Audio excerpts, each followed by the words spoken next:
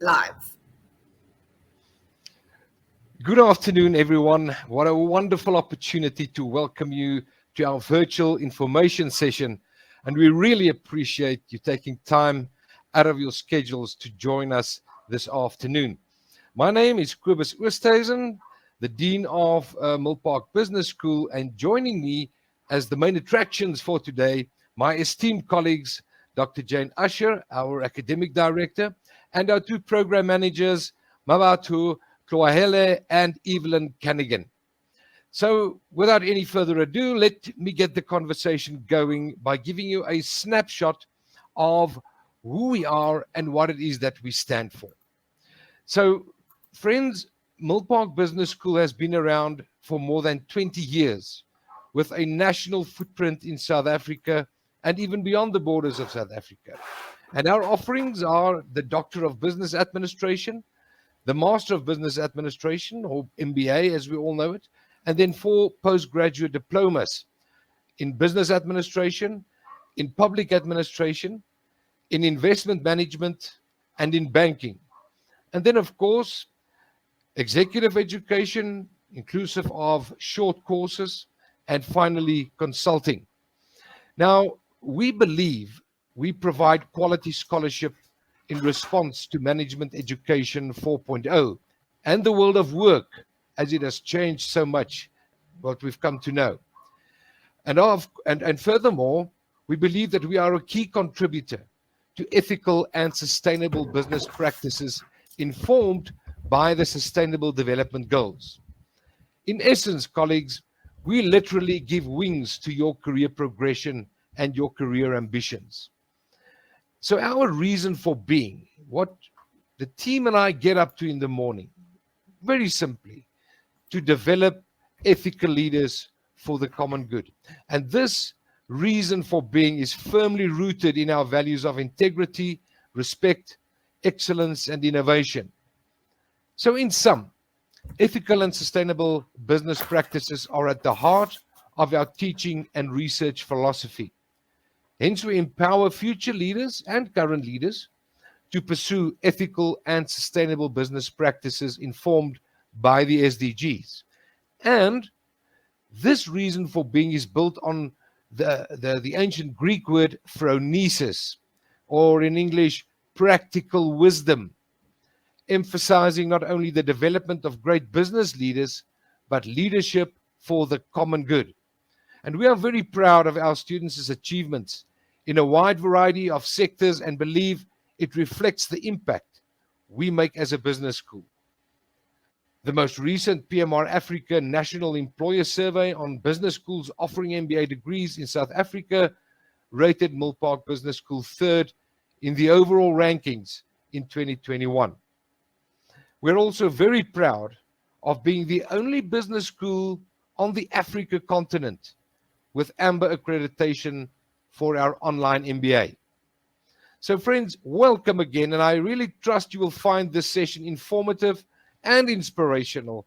And with that, hand you over to my colleagues, Jane, Mabatu, and Evelyn. Thank you very much. Thank you, Kobus. Thanks very much. And welcome to everybody. Thank you for giving up some of your time to spend with us and to find out a little bit more about what we do and how we do it. So the emphasis tonight is chatting to our program managers who have an intimate knowledge of working with students. They're both very experienced program managers. They've done from undergraduates to postgraduates, so they're very aware of what support and assistance students need. So we'll be chatting to them just after this. But we do have obviously a greater team. These people in this picture here, they are some of the full-time faculty who are in the business school. So we've got people from research, we've got our head of department, executive education, research, and then our senior lecturers. But the people that I've shown on screen are only a few of the support that you would have.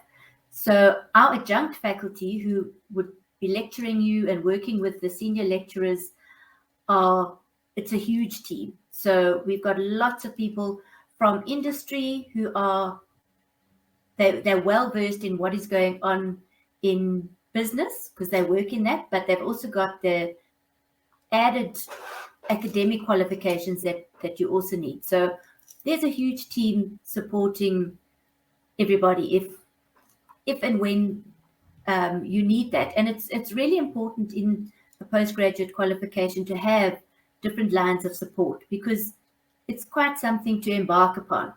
And so that's why we're going to tell you a little bit about how we're going to support you. But I just want to give you some unique points about our programs. We do the 2 postgraduate qualifications can really be done in 3 years.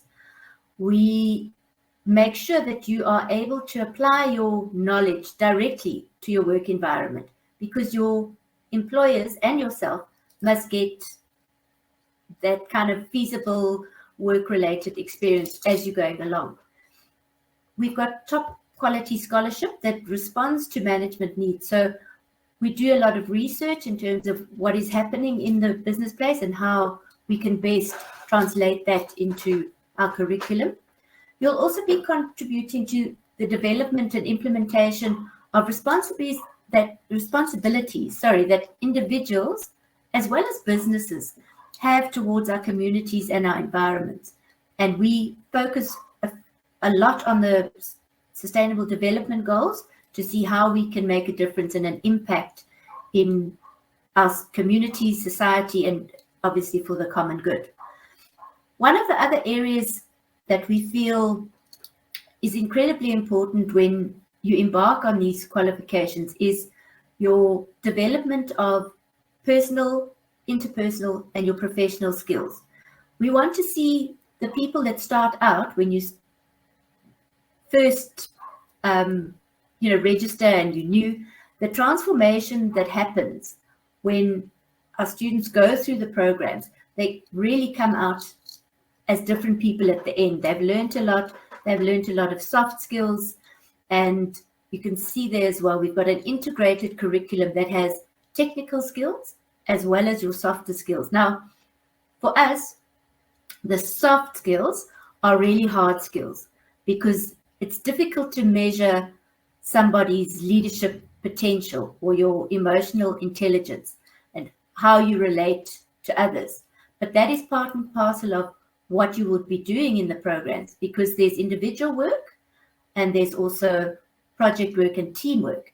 And we've done that because we all work in teams in businesses. You don't just work by yourself. So you need to know different strategies to get along with people, to try and manage people, to coach people. And that's the soft kind of skills that we inculcate into the curriculum. We also develop your creative and imaginative solutions that are credible for business. So not just things that are not going to work and have no foundation in terms of what could work in business. So we want you to make sure that you start developing your creativity and your imagination because that's where innovation comes from. So that's what that's what we want to do as well for you. And excuse me, you get really good support, close support from your lecturers, from faculty, and from your peers. I really feel that the peers and the friends that you make within your class groups and the whole cohort are very valuable. These are the people who know what you're going through. They are also up at 12 o'clock at night or 1 o'clock in the morning, finishing their assignments or prepping for the next class. Those are the people that you're going to rely on. So what we've also, and we'll chat about it a bit later, is in the distance learning online, you still work in groups. And what is really impressive here is we have students from all different geographic locations, whether it's Namibia, Durban, Johannesburg, and overseas. So you may be working with someone in the UK or well, we've had students from China as well, which is how do you negotiate those time zones? And so what we found is our online students develop very close ties with their classmates, and they carry on even after they've completed their degree and their alumni. They still work together, and they still work with us as well, which is, building a community of practice, which is really, I think, very important these days in the kind of work situations we're in, the way the world is at the moment. We need to build our relationships with each other. Excuse me. So just in case you're worrying about funding, we have got an agreement with Capitec, and so you are able to kickstart your education, secure your future by going to them. You can apply. There are a few ways that you do that, but you do get a discounted rate for a fair amount of time to fund your studies, because we understand in this volatile economy and situation that we're in, to suddenly pay upfront all that money, you may not be able to do it. So Capitec has partnered with us to assist you in moving forward so that you don't need to wait. Right. So if you've got questions on anything, actually, and as I know, I see that, where are you? Someone was asking for an info pack. We would need to get your details in order to send it to you, Brighton. So we need to sort that out. If you want one of those, it is on our website, but we can send you one as well. We would like you to please complete the polls down below at the bottom. If you want a one-on-one meeting with someone at Milpark, whether it's a student advisor, that's probably the best way to go. Or if you would like a prospectus, as we've also said, you can give us your details and we can send it to you. And we also have a webinar series that comes out, and you can join that. And we do things on career development, thought leadership, things that we think would be interesting for all of you. So any other details that you may need, and the reason that we're not going through all the subjects that you're going to do and how they work, it's on the websites, in the information pack. And then when you've got questions, we can answer you there. So we're not going to bore you with all of that. We're rather going to have a discussion, and we would like to chat about things and ask questions, please. We really would like.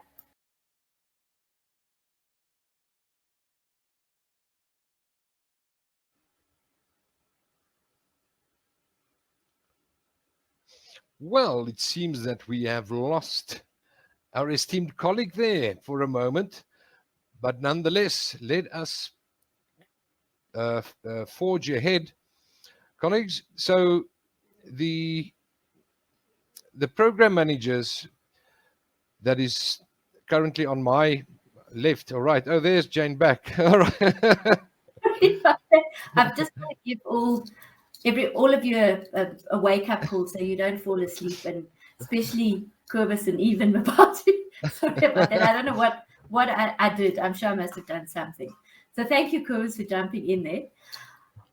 Evelyn and Mabatu, thank you for giving up your time. I know that this is, you're not used to perhaps doing these kind of information sessions. You're normally one-on-one with the students. But as I said before, you've both got really in-depth experience with our postgraduate students. So I'm going to ask both of you, and it's up to you who wants to go first. Can you tell us a bit more about your role as program managers? Because it entails a lot more than what the title program manager seems to convey. You do a lot more around student support, and the students rely on you. You're the first point of call. So let us know a bit about what you actually do. anyone could go. Hi, Jane. Can you hear me? Yes. Okay. Hi, everyone. I'm Evelyn, the program manager for the MBA and PGDBA online programs, and I work closely with students during the program. Part of my function is to guide and assist students through the qualification, to support you and to ensure that you have a successful educational journey, as well as to ensure the best service that you experience through this qualification. I will assist you with which modules to register for, the number of modules to complete per year, and assist you with planning your studies. So students' journey could be unique. Some students prefer to complete within the specified time or the minimum time, and some students prefer to study a little longer based on their work or family commitments. I also process the admissions, the registrations, I work on the timetables, and I work around the logistics of planning the online classes and assisting with the online environment. So I also assist students with navigating the system to ensure that you understand how the online platform works, to ensure that you are onboarded onto the program, that you understand the requirements of the program, and provide general supports and guidance through the qualification. Great. I think that's already quite a bit, but I'm sure we're going to get more in depth. Don't worry. About you, any other areas that you feel is also important that Eve may have missed a bit? Good evening, everyone. I think Eve has touched on everything that we basically do. I think the most important thing that we might also need to highlight is the academic process that we basically look or monitor for individuals. We get a lot of students that complain about the workload, family load. So we make sure that those students are not academically impacted negatively by administrating their at risk in terms of how they're doing with their modules. So basically, Eve has touched on every detail that we do as program managers. Right, thanks, ladies. And tell me a bit about, so you support our students with how they should be doing their qualification. And as Eve said, the minimum time would be in 2 years, the maximum would be in 5 years, and you help them decide, which modules they should take when. How do you advise students, or what would you advise students in terms of getting support from their families and their work environment? One, in the interview process, when we do the admission, is we tell them to be as honest as possible about what their life entails. I think the most important things is to know what you have at home and what you have at work. I think balance is the most important thing that students need to understand. There is no rush in this journey. That's the motto that we always tell them. Some come in saying, I want to do it within the minimum time. And we do see the difficulties that the students encounter in the process of that. And we always assure them, the 5 years is there for a reason. It's us understanding the pressures that comes with studying, balancing your social life, your work life, your family life, and putting all of those in one basket.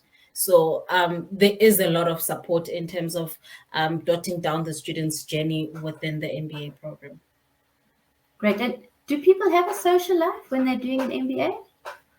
I don't think so, because even us, we don't have a social life. Because like we're also doing the MBA, because we there with every class session, we are there. With the queries, we are there. We get, some would even go as far as SMSing you to say, my assignment is due, I need an extension within an hour. So the social life is basically not there. It's very minimum. Exactly.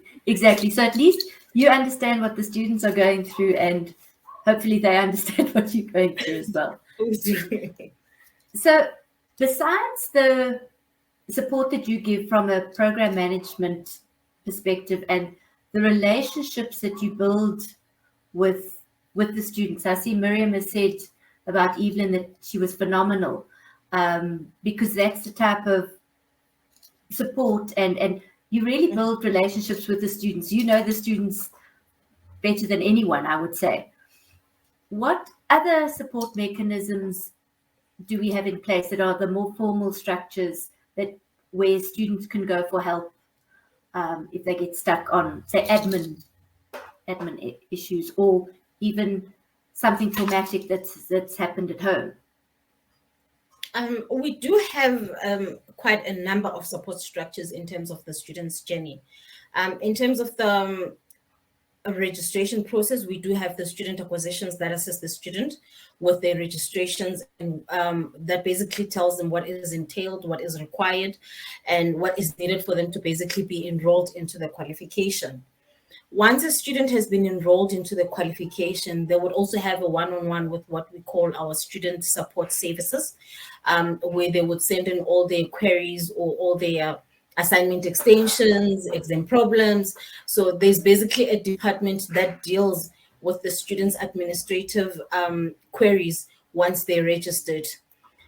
Also, we've got in terms of the academic process when they are within the system, we do have the tutor online on their learning portal, which is my Milpark that we're currently using. And we also have the the full-time academic module owners that are always available to assist the student when they've got academic queries. We also have the tutor forum that students can always use when they're struggling with their assignment, they're missing any content that they need on the website. The tutor forum is there. And also the HOD. Student gets surprised how easy it is to actually access the HOD, even the dean. And then in terms of the personal life where a student is finding it difficult to balance, we do also have our counselor who comes in and basically speaks with the students, assists them if they're going through any personal issues that we as the academics cannot handle. So we do have Pravila on that support, emotion, if I can put it, on that emotional side of things. Yeah. Great. Thanks, Abati. Eve, any other aspects you think? You've also had quite a lot of experience with when students are working in groups and the dynamics are a bit difficult. Can you tell us a bit how you go about helping them? Yes, sure, Jane. Definitely with the groups, there's quite a bit of dynamics because of diversity, different expectations.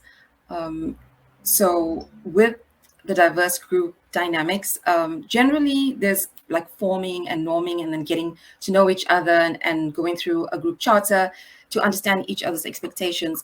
But when students do have, I would say, unresolvable issues, we have a coach who assists students through this process. We've had most of our groups do eventually are successful in submitting their group assessments, but we have had a few groups that have met with our coach. And surprisingly, Jane, these groups that do meet with the coach eventually do get along really well.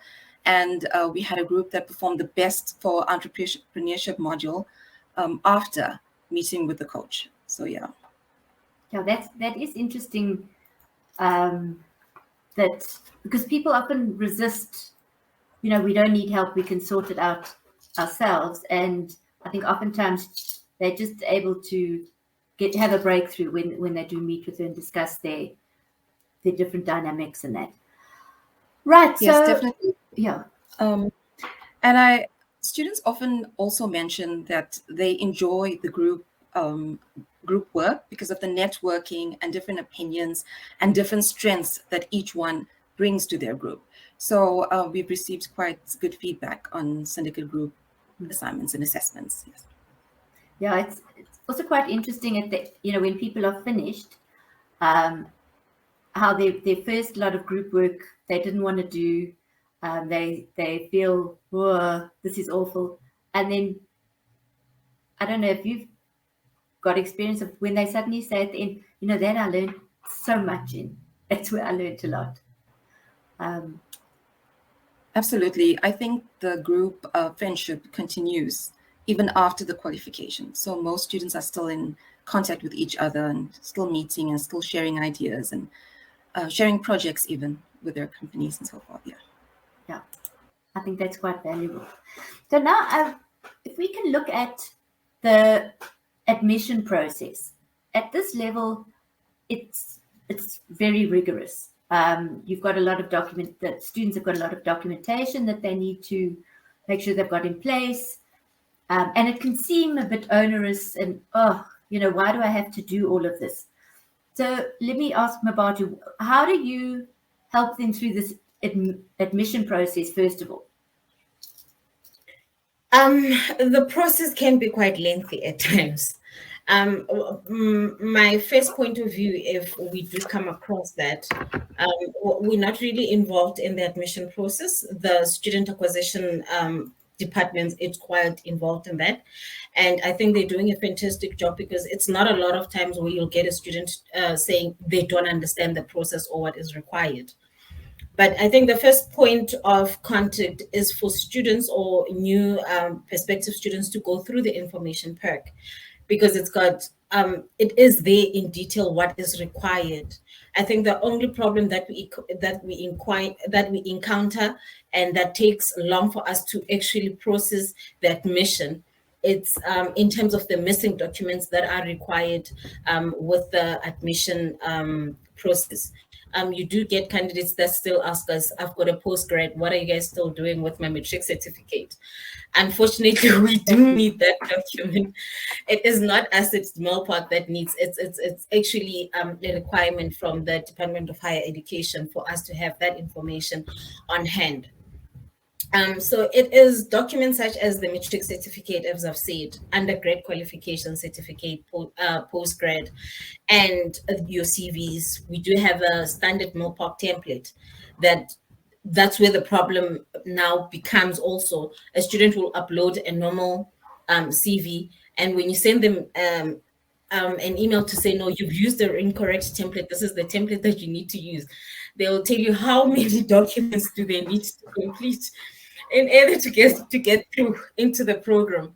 But it is what it is. It is the process, and it is required at the end of the day. We do get audited, and if we don't have these documents in order, we would, as an institution, would get into trouble. So I think that is why the process sounds so daunting and so lengthy at times. So yes, we also have the TTS assessment that a student needs to complete, and then we also do the interview one-on-one, where we get to interact with the student. Basically, that's our first point of contact with the student, to hear why are they embarking on this journey, the support that they have, their workload, how can we best assist them to dot out their journey once we have approved their admission into the program. Great. Eve, so with the TTS, what do they cover? Why are we doing a Milpark assessment test?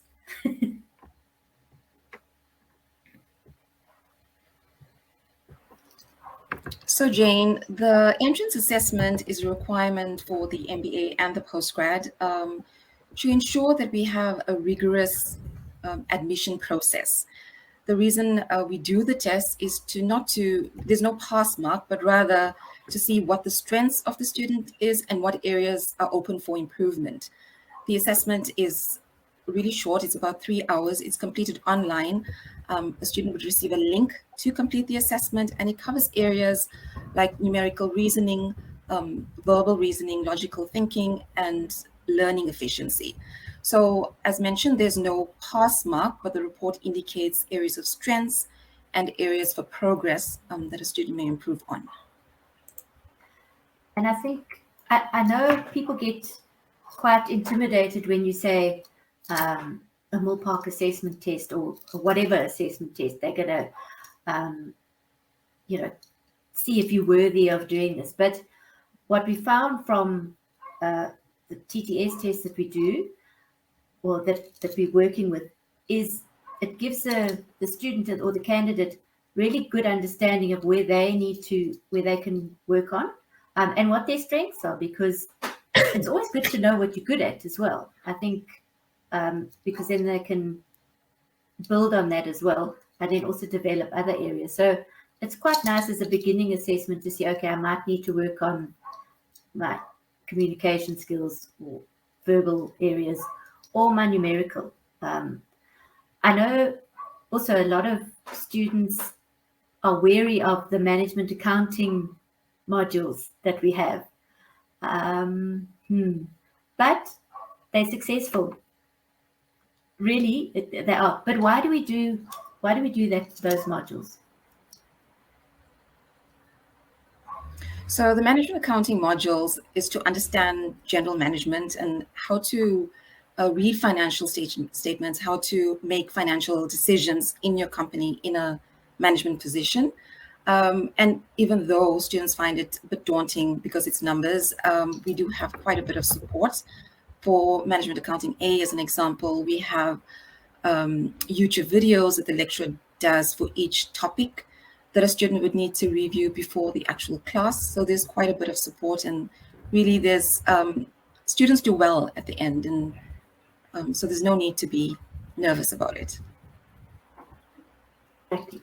And I think, yeah, our students do very well. So the two modules that they have are fairly different. Just for some context, is you get your management accounting areas, and then the next module is you need to be able to make decisions in a business, and that shows you the practical application of those two modules, which in the beginning I think a lot of students just freeze up, but when they go through it and they've had the support and they work through the material, it does help.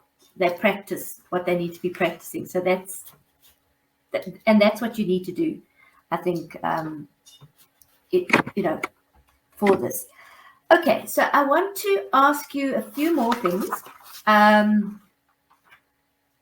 Tell us a bit about, so the modules are fairly different. We've got technical modules, and then we've got really immersive modules.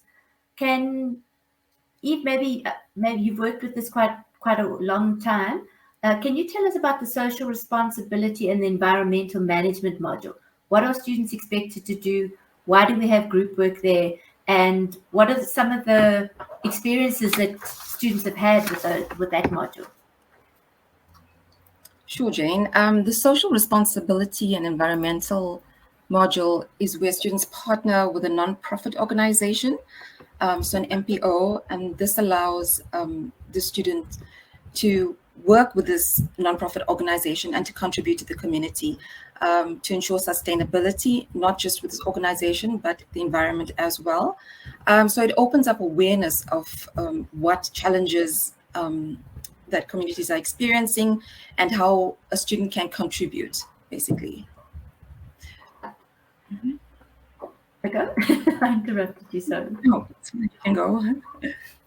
So, I mean, I've been also involved in that module, and a lot of the students, again, it's an immersive module, so they need to go to the charities or find a charity that they're going to work for. What kind of experiences or commentary have you had from students who've gone and engaged with those charities?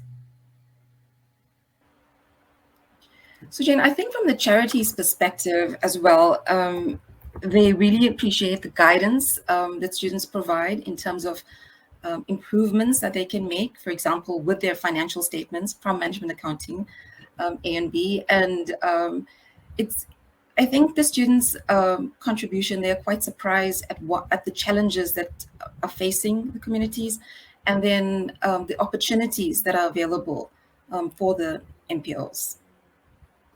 Exactly. I think that's quite interesting. So one of the things that I really like about this module is when students come back to us often and they say, wow, even though it's one of the first modules, that one really hit home. It's kind of what we call the heart module, because they really get drawn in to those charities. And do you find that they work with the charities afterwards? Yes, I think it's a requirement as part of their exam to discuss what their sustainability plan is. So yes, students do continue working with the charities, not just because they have to for their assessment, but like you mentioned, it touches the heart and they want to contribute long term to these charities. Yeah, I think that's a fabulous thing. Another module that you've had a lot of experience with is the business in emerging markets one. That's another exciting one. And why I say that is because it was mine. Very exciting. Can you give us some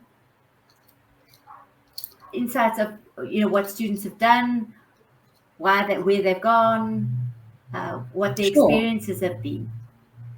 Sure, absolutely. So the business in emerging markets is a module which is really exciting because students get to travel internationally. We haven't traveled during the pandemic, unfortunately, but definitely I assume that hopefully we'll be able to travel next year. So far, the students have been to Brazil, to India, and to China. And in 2020, we had an online webinar with Russia. So that was really nice.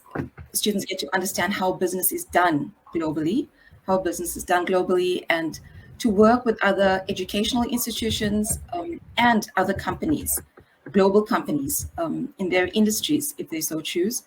So they get to understand how business is done globally and use that within, our economies. I must say that's very exciting stuff. So we are hoping to have a physical class this year, but we don't know. Have you got any from the lecturer's perspective that went with the students? Oh, it was brilliant. We have a lecturer who's now located in the UK. He actually was one of our top MBA students and thereafter became our lecturer, but he has brilliant feedback on the engagements and the contributions, not only to what our students learn, but what other global international students gain from South Africa. So our experiences and what we share with them also helps those countries. So yeah, great feedback. Yeah, I must say it is great. So I would encourage everybody who's listening to this to keep that in mind, because one of the things that Mohammed, who's the lecturer, said is you need to plan for that, because that's such an experience to interact with global businessmen who are, they're very successful. We chat to politicians and just getting a feel of, the different, what it's like to be in China is incredible. So we'd encourage you to save up for that one as well. That's really worthwhile. Another one that we have, which is very immersive and Mabata, you can also jump in with this one if you want. It's the Capstone Module, really, which is the integrated business strategy. How does that work, and why do we say it's immersive and integrated?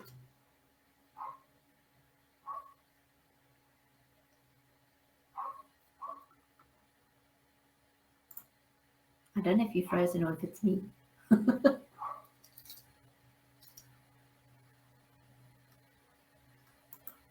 Are you there? Okay, Jane. So basically, No. Mabatu, are you going? Oh. I'll let you go. No, you can go first. ahead. You can go first. That's fine. Basically, that module integrates all the subject in one. So you'll find that in that subject, there's a bit of strategy, there's a bit of finance, there's a bit of entrepreneurship. So it's a module whereby students come together. They need to have a business idea, and they go onto the Capstone journey for 6 weeks, where they need to make business decisions based on the projects that they've chosen. So the journey is quite inspiring. We do get a very good feedback from students in terms of in terms of how they run the business, because at the end of the day, it's either that is your business succeeding or is it going under. Have you made good business decision, or somewhere, somehow you lost it within the project. So the module basically integrates all the modules together into one. So we encourage students to normally to quite do that module once they've covered everything, because it's got your people management, how you manage your resources and all of that. So if you've not covered your modules like your PEMA, it is very difficult sometimes to kind of learn how to use your resources that you have within that Capstone journey. So it is quite a very interesting module that we are also receiving a very good feedback on that from students. It's a lovely module. Eve, any feedback from students that you've had? So I think Mabatu has captured that. I want to say that we do use Capstone, which is a software that simulates an actual business. So students kind of play a game online and allowed to make decisions and receive actual data and financial statements and need to work. So this does contribute to your final mark, but it's quite exciting, and we've received good feedback. And students become quite competitive, the different groups, because they want to perform the best. So yeah, it's an interesting module. It's great, that I must say. And just to let everybody know, we get data from Capstone on how we perform in a global perspective. So how do we perform against other universities and global universities? And we outperform big universities. Our students outperform them, and it's fantastic. So we're very proud of our students, of the way they actually take it, run with it, and they do so well. So that is awesome. So that's something to look forward to. I want to ask you a bit more about, and again, it's because of your relationships with the students that we want to find out more about. How has this MBA, can you think of any students where the postgraduate MBA has made a big difference in their lives? How have they moved forward? Absolutely, Jane. I have students who contact us, or we're in contact with them after their graduation, and it's often, sometimes promotions within their workplace or new job opportunities. I think even with like the postgrad student who now wants to do the MBA, in the interview, they talk about how the theory and practical case studies that they've worked with and the networking in class has assisted them to become more confident in their decisions and in their work environment. So I would say the focus is on the practical application that students use within their work environments. So applying that in their work environments. Now, I think I like that. And so we've had a few students that started off with their undergrads with us, and so we will be featuring the student somewhere on our social media, so look out for this. And I won't name names yet, but I think you worked with him, Eve, for sure, and he moved through undergrad, he did his postgrad with us, he did his MBA, and now he's doing his doctorate. And the interesting thing about this student is when he started, he actually went for adult-based education and training for his language skills. And look how far he's gone through perseverance and just dedication. And he's a lovely guy. So it's really made an impact for him. Any other students that have graduated that have told you any any interesting stories about where they've gone?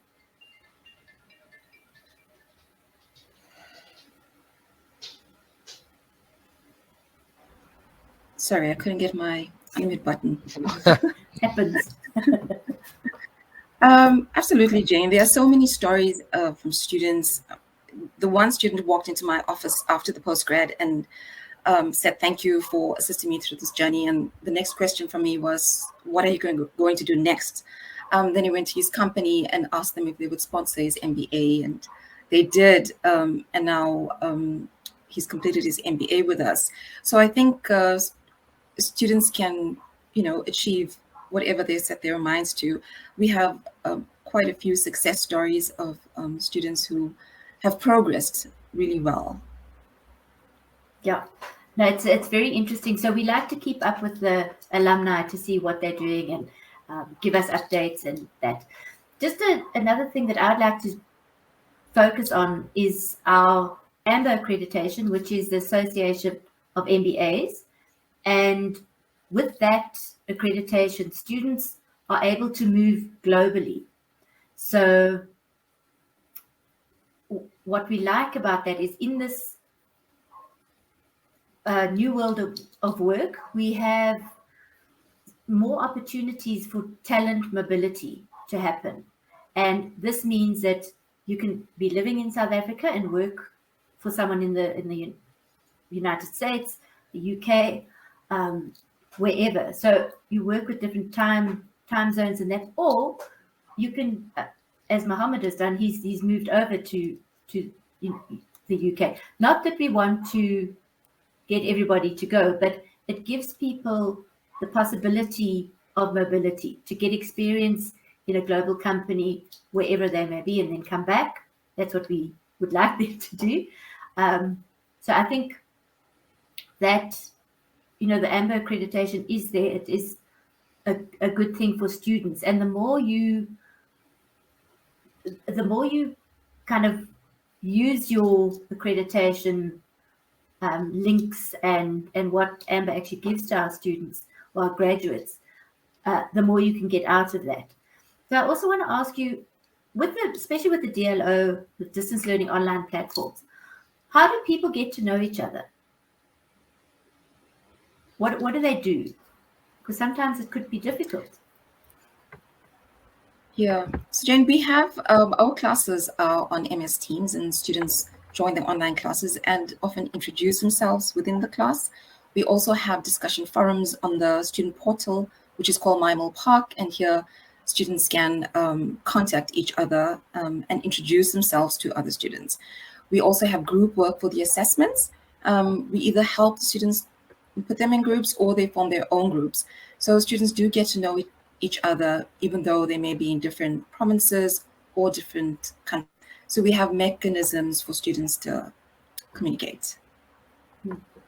And they do. And I think it encourages students to be proactive, to actually reach out to other students and to make those connections. So I think that also builds confidence in themselves, which is good to see. I see Seth has got a question about interviews before starting the MBA. I'm not sure, Eva Mabatu, if you've come across the application yet. How would Seth get feedback on when the interview would be? Hi, Seth. I haven't come across your application as yet, but I'll share my email address and you can contact me, and I will give you feedback early tomorrow morning. Okay, great. So normally what Mabatu and Eve do, that they set up time that is convenient for both parties. If work doesn't want you to take because it takes about an hour, hey? I think. Yes, Jane, it does take about an hour. We go through the expectations of the students for their qualification, and we go through our expectation and we discuss the requirements of the program. And then we also go through the timetable, how it's structured, and then the online environment, so the student can understand what the requirements are. So it does take between 30 minutes to 60 minutes. Yeah, but it's quite interesting. Yeah. Students find interviews daunting, but it's more for one-on-one meeting for understanding. Yeah, and I think it's good for students to get to know both of you before you start journeying.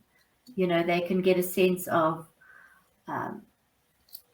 what is required, as you said, because it is quite daunting. You think, oh, it's easy, I can do this, and then suddenly you've got to navigate this online environment and this timetable, which we think is very clear, but maybe it's not.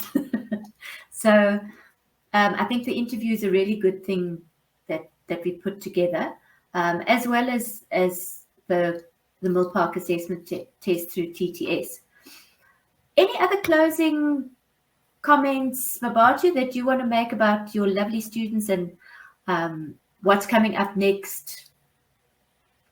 What's coming up next? We are in the process of preparing for the second block that's starting now in April, the week of the 19th. If there's any students that I see Robotile is here, I was working with her and I've not seen her registration. We do get students that kind of get stuck between admission and registration, where they don't understand that once you've been admitted, registration is another process. So we are currently encouraging those students to register for the second block. Close of registration is the 15th of April, and classes start from the 19th of April. Yeah. So it's a short time, but there is still time. And it's nice just to jump in and do it. I've got a question here we've got a question here on how much is the MBA registration? So, Eve Mabatu, do you want to take that one?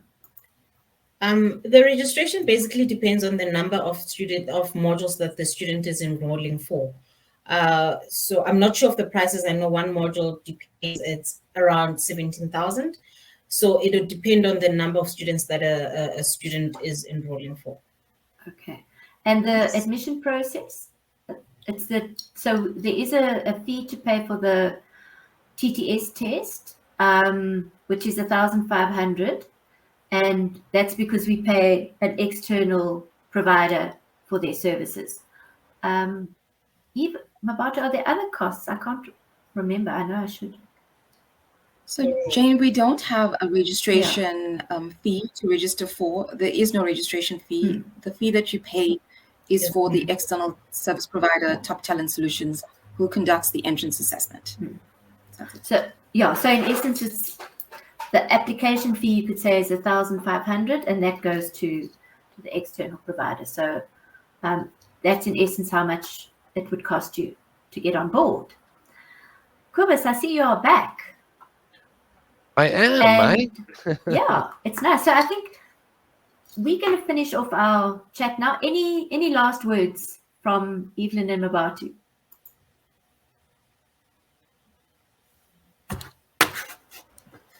Jane, I think that students feel excitement and a bit of anxiousness when starting to study, which I think is normal. I'd be worried if they're not. So I just want candidates to know that we will do everything possible to assist you and to guide you through this educational journey. We're here to support you. 100%. Great stuff. So there you have it. Our wonderful program managers who are there to support you, to help you, guide you, and the rest of the team is there. Faculty is there, adjunct faculty. So there's really no reason not to get going with it. I'm going to hand you over to Kubus now, just to do a bit of a closing thing for us, so that you get even more excited about a closing thing. Jane, thank you very much. Thank you very much. Wonderful. Thank you, ladies. So I see that there's two more questions that hasn't been attended to yet. The one being, how much is the MBA registration? And my screen's flashing now. Yeah, mine too. Is it me? Ah, there we go. Oh, there we go. Now it's yeah, I was just about to start bobbing and jiving with it, but nonetheless. So, how much is the MBA registration? Eve, are you able to answer that question, or would we? We actually have touched that question. Yeah. Oh, you have touched it. Okay, great stuff. Apologies. Yeah. All right, and then the last question there from is it from Ashley? Hi, just wondering if there will be any disadvantage to starting in the second block as opposed to the first block, i.e., will most students already know each other as they have started at the beginning of the year together? Obviously, networking is an important part of the journey. Right. Actually, our analogy that we use, or that I like to use, it's like a train moving to a particular destination, and it stops at certain stations. Now, there's already a few passengers that got on at the first station, and now it's stopping at the second station. And yeah, obviously the first station, those people are already acquainted and get to know one another. But now the second group comes up and joins them and gets to know them, and etc. And as the train moves along, there will be another stop later on as well, where there will be other people coming on. So it gives you that kind of. Well, I'm just using it as an analogy. I personally of the conviction that you will not be at any disadvantage. The world of work is also very dynamic, with project teams joining and disbanding, etc., etc. So it's this live dynamic kind of that you experience. So that's just my short view. Jane, Eve, Mabatu, I don't know if you have anything to add there. I think from my perspective as well. So you jump on the train there and you start networking with and building relationships with those people in the courses that you're doing in block 2. Then some people might decide not to do the same modules or structure as you do, but then you meet other people, so you widen your network, which is really what we want to happen. So I don't think there's a disadvantage from that perspective at all. I think it's a good thing to get going. Fantastic. Thank you, Jane. Another question. In terms of contacting program managers for the course journey, do we send an email to arrange appointment, or what is the process? Mabatu, would you kindly respond to that one?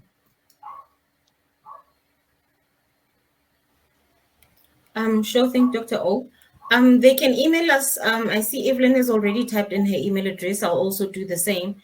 So basically, yeah, it's just an email away. You just email and then we'll give you a call back, or we'll basically respond with a meeting request link so that we can have a one-on-one, depending on what is the discussion all about.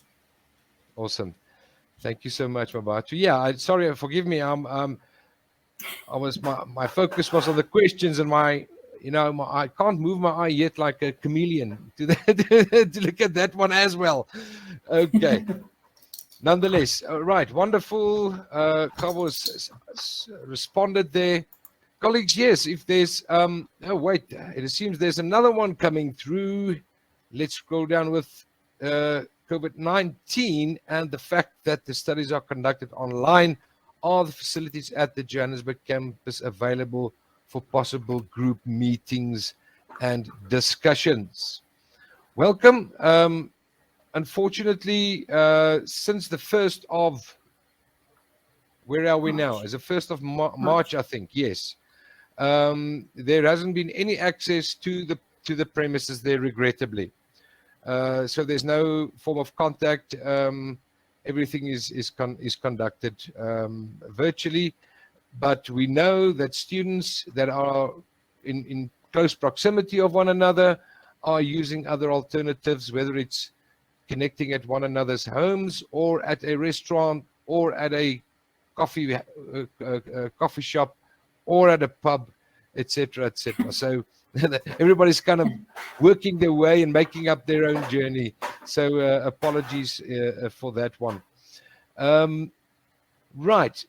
So, colleagues, let me kind of endeavor to what has been a wonderful discussion here by my esteemed colleagues to try to wrap up, and maybe just ending off with a question: why Milpark Business School? So maybe a few highlights, and the one being that we are the only AMBER accredited online MBA in Africa. We're very proud of that. So I invite you to go to the AMBER website and actually go and search the number of online accredited MBAs in the world, for that matter. And you will see how few there are. We know that there are many after the change came about, where everybody was forced online, that they are aiming for it. There's a lot of in pursuit of it. But as we are today, we are very well established in that perspective with our online capabilities. Then there's the 2021 PMR Africa ranking 3rd overall for the MBA. We're looking forward to the ranking coming up later on in this year. For our executive education, we were ranked 1st overall in 2021, and as a matter of interest, we were also ranked 1st overall for executive education again this year, and something that we're also very proud of. So obviously the executive education part of the Milpark Business School and the program side are very closely knit, with the one also informing in the other. Friends, we argue that our content for the program is contemporary, it's relevant, it talks to the needs of industry for where we are at. Our facilitators, they are experienced, they come from industry, so they draw those industry experience into the classroom as well, and masterfully also facilitate the experiences of the students, because that is also a prominent part of the learning. There's the peer learning. Remember, postgraduate learning or adult learning is not about an instructor or a lecturer that just one-way traffic and supposedly imparts knowledge. All of you are wonderful, or have a wonderful set of experiences of your own, which needs to be drawn into the classroom and from which we can learn from one another. And we also endeavor to create a learning environment that promotes growth-producing experiences for our students that impacts on all 3 modes of learning. And that is cognitively, emotionally, and physically. Or, as I like to often say, the head, the heart, and the hands. You need to engage all 3 of those modes to really learn. The Romans taught their children that nothing could be learned while sitting down. Now, I mean, tongue-in-cheek, we are sitting down now, or maybe there's some of you that's standing. But the point is that to engage and to immerse oneself as close as possible to what it will be in real life. And that is what we're talking about here. And then, of course, the students are the focus, as far as we are concerned, in this teaching and learning transaction.